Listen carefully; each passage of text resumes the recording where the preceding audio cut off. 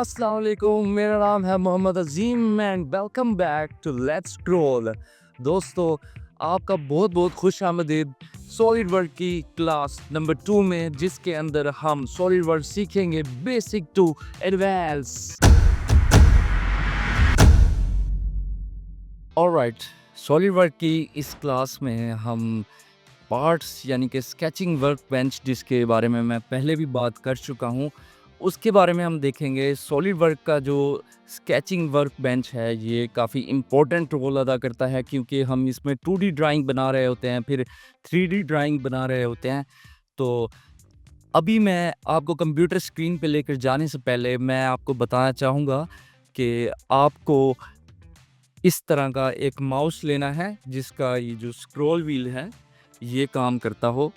तो क्योंकि हमने इसको काफ़ी ज़्यादा यूज़ करना है स्क्रॉल व्हील को, तो जैसे क्लिकिंग करना हो गया या फिर इसको ज़ूम इन ज़ूम आउट करने के लिए, तो ये स्क्रॉलिंग वाले माउस बेहतर होते हैं।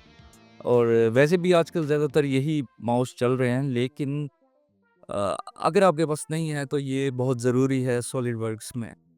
तो इसके अलावा सॉलिड वर्क का जो सॉफ्टवेयर है दोस्तों, इसके लिए बहुत सारी वीडियोस बनी हुई हैं यूट्यूब पर, तो आप वहाँ से देख के सॉलिड वर्क इंस्टॉल कर सकते हैं। ज़रूरी नहीं आप 2024 वर्जन इंस्टॉल करें, आप 2023 भी कर सकते हैं, वो भी बहुत ही अच्छा वर्जन है। तो आइए स्क्रीन पे चलते हैं। ओके, मैं माइक को थोड़ा सा नीचे कर लेता हूँ ताकि मुझे स्क्रीन में कोई प्रॉब्लम ना फेस आए। थोड़ा सा चाय भी पी लेते हैं। ओके, तो दोस्तों, ये सॉलिड वर्क जब आप सॉलिड वर्क इंस्टॉल करेंगे, अच्छा ये भी मैं बताता चलूँ, तो काफ़ी सारे इसके अंदर आएंगे ये, मतलब सॉलिड वर्क, अच्छा ये सॉलिड वर्क इंस्पेक्शन, अच्छा विजुअलाइजेशन, ये काइंड ऑफ ब्लेंडर की तरह है। इसमें हम रेंडरिंग करते हैं, थोड़ा रियलिस्टिक बनाते हैं इसको, इसको भी हम मज़ीद एक्सप्लोर करेंगे। ओके, और इसके अलावा ये मैंने साइड पे रखा हुआ है, इसके अंदर सॉलिडवेयर इलेक्ट्रिकल भी होता है। जो इलेक्ट्रिकल इंजीनियर हैं वो ये लोग यूज़ करते हैं, तो आई डोंट नो, तो हमारे काम में इसमें इसका ज़रूरत नहीं है। तो हम सॉलिड वर्क, ये वाला जो साइड पे लिखा हुआ है सॉलिड वर्क 2024, हम इसको यूज़ करेंगे। ऑलराइट, अब हम सीखते हैं स्केचिंग वर्क बेंच, और हम अपने टॉपिक की तरफ आते हैं। जब भी आपने ये सॉलिड वर्क, मैंने आपको बताया था, जब आप ओपन करेंगे तो आपके पास इस तरह का कुछ इंटरफेस आ जाएगा, ठीक है। उसके बाद आपने न्यू पे क्लिक करना है। न्यू पे क्लिक करने के बाद पार्ट्स, असेंबली एंड ड्राइंग हैं। दोस्तों, ये तीनों पार्ट बहुत इंपॉर्टेंट हैं, लेकिन जो इसके अंदर पार्ट है ये ज़्यादा इंपॉर्टेंट है, जिसको सीखना बहुत इंपॉर्टेंट है। अगर आप इसको सीखेंगे तो आप 2D स्केचिंग भी कर सकते हैं, और 3D मॉडलिंग भी इसी के अंदर ही होती है। बाकी असेंबली और ड्राइंग इतना ज़्यादा मुश्किल नहीं है। तो मुश्किल ये भी नहीं है, तो टेक्निकली आपको इस पे ज़्यादा मतलब कि हैंड प्रैक्टिस करनी चाहिए। और हैंड प्रैक्टिस वो नहीं जो आप सोच रहे हैं, वो हैंड प्रैक्टिस करनी चाहिए जो मैं सोच रहा। ओके, तो आपने इसके ऊपर पार्ट्स के ऊपर क्लिक कर देना है। ओके, माउस के बारे में मैं आपको बता चुका हूँ। ओके, ये सॉलिड वर्क का इंटरफेस आ गया।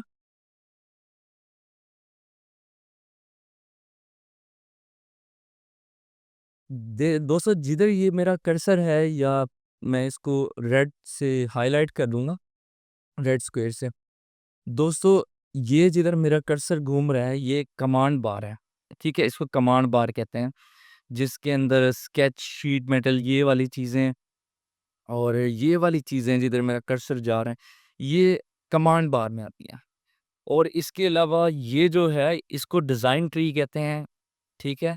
यहाँ पे ये बहुत हेल्पफुल होता है हमारे लिए, जब हम कोई भी डिज़ाइन बनाते हैं, तो अगर हमने कोई चीज़ चेंज करनी होती है, तो जैसे एडोब फ़ोटोशॉप में लेयर्स होती हैं, जिसे लेयर्स से हम काम करते हैं, अप लेयर, डाउन लेयर, और इसी तरह से डिज़ाइन ट्री है, इसके अंदर एक-एक चीज़ की डिटेलिंग होती है, और इससे पता चल जाता है कि मतलब यहाँ पे जाके हमने इसको चेंज करना है। तो हम इन चीज़ों को मज़ीद और अच्छे से देखेंगे।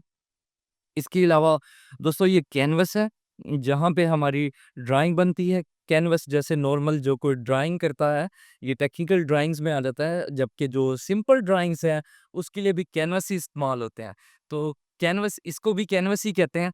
अच्छा, ऑलराइट, आप ये जो देख रहे हैं दोस्तों, ये आप मिसाल के तौर पे अभी मैं आपको एक स्केच बना के दिखाता हूँ जल्दी से। ओके, हम इसमें से टॉप प्लेन ले लेते हैं। ये मैंने इसको बनाया। ओके, मैं आपको समझाने के लिए ये इसकी अभी आपने सोचना नहीं है कि मैं क्या कर रहा हूँ, इसके बारे में हम मज़ीद बात करेंगे। तो एक छोटा-सा डिज़ाइन जो मैं बना रहा हूँ, ठीक है? ये मैंने डिज़ाइन बनाया। ओके, ये थोड़ा एक बॉक्स टाइप बन गया है, ठीक है? अच्छा दोस्तों, ये जो मैं इसको मूव करा रहा हूँ, जैसा कि मैंने आपको बोला था कि इसके लिए एक मतलब कि स्क्रॉल व्हील वाला माउस होना बहुत ज़रूरी है। तो ये जो मैं स्क्रॉल व्हील है, उसको होल्ड रख रहा हूँ, उसको दबा के होल्ड रख रहा हूँ, तो ये मेरे पास ऐसे ये मूवमेंट हो पा रही है, ठीक है? ये देखिए, इसकी मूवमेंट हो पा रही है। अच्छा, इसके अलावा ये यहाँ पे इसकी 3 डायमेंशंस दी हुई हैं, एक्स, वाई, ज़ेड, ठीक है?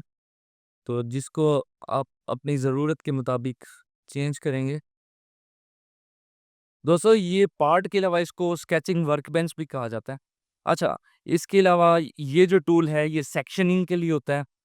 तो जब हम किसी पार्ट को हाफ देखने चाहते हैं, तो इसको इस्तेमाल कर सकते हैं हम। ओके, ये आप इसको मतलब मज़ीद इसके अंदर अगर आप जैसे कि इसके अंदर जाएँगे और अगर आप इस पे क्लिक करेंगे, तो जो ये साइड्स हैं, ये शो नहीं करेगा, मतलब आउटलाइन शो नहीं करेगा। इसको दबाएँगे तो कुछ ऐसा ड्राइंग दिखेगी आपको, इसको दबाएँगे तो कुछ ऐसा दिखेगी, मतलब इसमें बहुत सारी चीज़ें हैं। ओके, और ये जो हैं हमारे काफ़ी काम आते हैं, जैसे ये व्यू स्केच डायमेंशन है, ये इस तरह के टूल्स हैं। ये इसको हम कमांड बार भी कह सकते हैं। ओके, ये रियल व्यू ग्राफिक्स हैं। अगर आपके पास ग्राफिक कार्ड लगा हुआ है, जैसे कि हमारे लैपटॉप पे जिस पे हम काम कर रहे हैं लगा हुआ है, तो हमारे पास ये रियल व्यू ग्राफिक्स शो हो रहा है। ओके, दोस्तों, अगर हम नीचे की तरफ आ जाएँ, तो मॉडल है, 3D व्यू है, मोशन स्टडी है।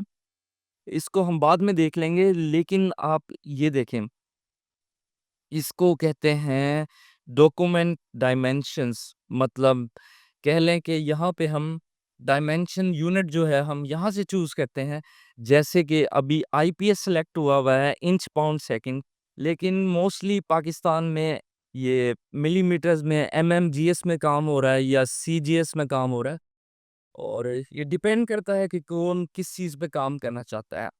तो ये डायमेंशन यूनिट यहाँ से आप सिलेक्ट कर सकते हैं, आईपीएस या मिलीमीटर में आपको लेना है तो मिलीमीटर में ले सकते हैं।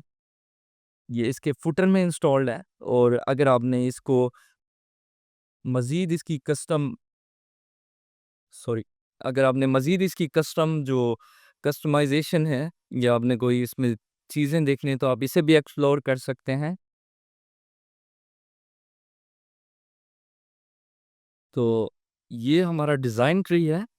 और इसके अलावा दोस्तों, हम स्केचिंग में, यहाँ से स्केचिंग में जाएँगे, और हम ये 2 फीचर जो है, फीचर्स और स्केचिंग में हम ज़्यादा इस कोर्स में रहेंगे। और शीट मेटल वहाँ इस्तेमाल होता है जहाँ पे पतली शीट के ऊपर हमें काम करना होता है, जैसे पाइप्स हैं, शेल्स हैं, टैंक्स हैं, और भी, जैसे कि कह लें कि आपकी जो मोटरसाइकिल है, उसकी जो मतलब जो टैंकी होती है, जिसे हमारे पाकिस्तान में टापा भी बोलते हैं, टैंकी टापा जिसको कहते हैं, तो वो भी इससे डिज़ाइन की जाती है। दोस्तों, आज के लिए इतना ही, अगली क्लास में आपसे मिलते हैं। और अगर आपको मेरी वीडियो पसंद आई है, तो प्लीज़ वीडियो को लाइक कर दें, सब्सक्राइब कर दें, और अगर आपका कोई दोस्त सॉलिड वर्क फ्री में बेसिक टू एडवांस सीखना चाहता है, तो this is the best channel for that. Okay, तो जुड़े रहें, खुश रहें हमारे साथ, इस सॉफ्टवेयर को सीखते रहें। Keep scrolling. अल्लाह हाफिज़।